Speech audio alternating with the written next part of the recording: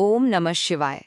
आज हम भगवान शिव के 12 ज्योतिर्लिंगों पर एक संक्षिप्त विवरण प्रस्तुत कर रहे हैं। तो ये ज्योतिर्लिंग आखिर हैं क्या? देखिए, पुराणों के अनुसार ज्योतिर्लिंग भगवान शिव के वो निराकार स्वरूप हैं, जहां वे स्वयं एक दिव्य प्रकाश के रूप में प्रकट हुए हैं। चलिए सबसे पहले बात करते हैं गुजरात में स्थित सोमनाथ ज्योतिर्लिंग की। इसकी कथा चंद्रमा से जुड़ी है, जिन्हें उनके ससुर दक्ष प्रजापति ने तेजहीन होने का श्राप दे दिया था। तब चंद्रमा ने इसी स्थान पर शिव की कठोर तपस्या की और महादेव ने प्रसन्न होकर उनके तेज को फिर से लौटाने का वरदान दिया। यह ज्योतिर्लिंग हमें सिखाता है कि सच्ची भक्ति में हर बाधा को पार करने की शक्ति होती है। अब आते हैं दूसरे ज्योतिर्लिंग पर, आंध्र प्रदेश में स्थित मल्लिकार्जुन। यहाँ की कथा तब की है जब भगवान कार्तिकेय अपने भाई गणेश से नाराज होकर चले गए थे।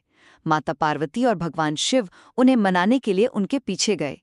जिस स्थान पर उन सबका मिलन हुआ, वहीं मल्लिकार्जुन ज्योतिर्लिंग प्रकट हुआ।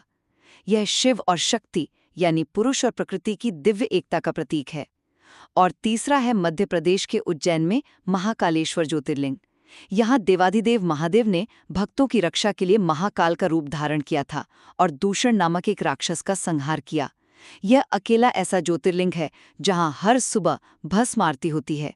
महाकाल का यह स्वरूप भक्तों को मृत्यु के भय से मुक्ति दिलाता है। भगवान शिव के ये दिव्य स्वरूप उनकी करुणा, प्रेम और भक्तों की रक्षा के जीवंत प्रतीक हैं। ओम नमः शिवाय। चलिए भगवान शिव के 12 ज्योतिर्लिंगों की दिव्य यात्रा को आगे बढ़ाते हैं। भगवान शिव के ये ज्योति स्वरूप सिर्फ पूजा के स्थान ही नहीं हैं, बल्कि आप जानते हैं, हर एक के पीछे एक बहुत शक्तिशाली कहानी और एक गहरा संदेश छिपा हुआ है। तो आज हम ऐसे ही 3 और पवित्र धामों के महत्व को जानेंगे। सबसे पहले ओंकारेश्वर। यहाँ से हमें सच्ची तपस्या और भक्ति की शक्ति का पता चलता है।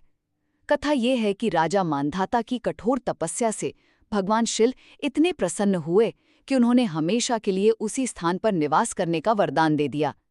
ये हमें सिखाता है कि सच्ची निष्ठा से कुछ भी हासिल किया जा सकता है। दूसरा, केदारनाथ, जो हमें पाप मुक्ति और क्षमा का मार्ग दिखाता है।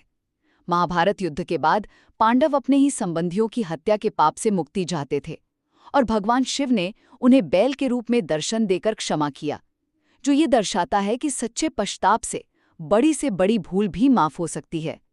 और तीसरा है भीमाशंकर, जो बुराई पर अच्छाई की विजय का प्रतीक है।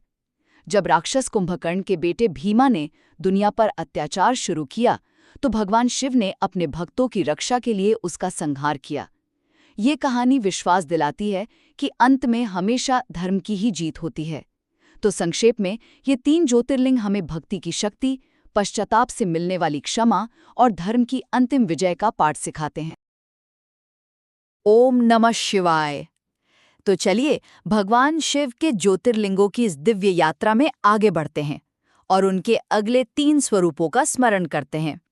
देखिए, इन 3 प्रमुख ज्योतिर्लिंगों की जो कथाएं हैं, वे हमें शिव भक्ति के अलग अलग पहलू दिखाती हैं, जैसे कि प्रेम, ज्ञान और अटूट निष्ठा। तो सबसे पहले है 7वें ज्योतिर्लिंग काशी विश्वनाथ। ये उत्तर प्रदेश की पवित्र काशी नगरी में है और जानते हैं, ये भगवान शिव और माता पार्वती के प्रेम का प्रतीक माने जाते हैं।